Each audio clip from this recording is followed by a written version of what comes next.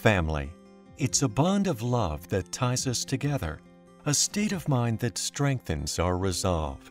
No matter how you define it, family is what unites us and drives us to be there for each other. Family means a whole bunch of people who live together and who love each other. Family means the world to me. Oh God, I don't know what, I couldn't even imagine myself being without my family.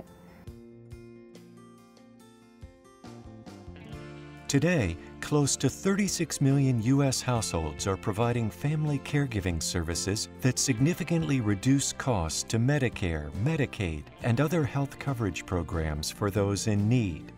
These unsung heroes form the bedrock of our long-term care system by looking after the ones they love so dearly. The person I provide care for has been my two parents, and it's very difficult to make them understand that it's now my turn to be a caregiver to those who have been a caregiver to me for so many years. From grandparents raising their grandchildren to siblings or spouses caring for each other, or children looking after aging parents, caregiving has a single constant: the unwavering patience and compassion of caregivers that has endured from generation to generation. I was raised by my grandmother and grandfather.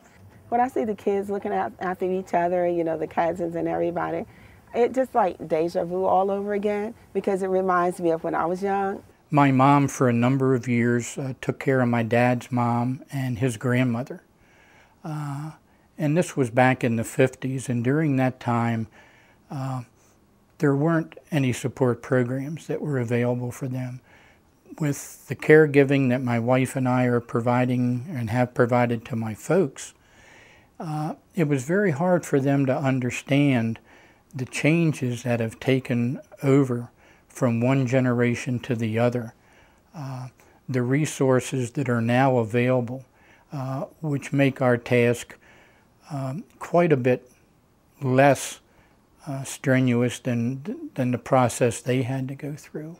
Since the establishment of the National Family Caregiver Support Program in November 2000, the U.S. Administration on Aging and the National Aging Services Network have been developing programs and services specifically for family caregivers, making the lives of those giving and receiving care easier. In our journey with his parents as caregivers, when we started searching out through the county what was available, we didn't even know what to ask except help us. They helped us ask the questions that needed to be asked. They offered support and direction into what we could ask for.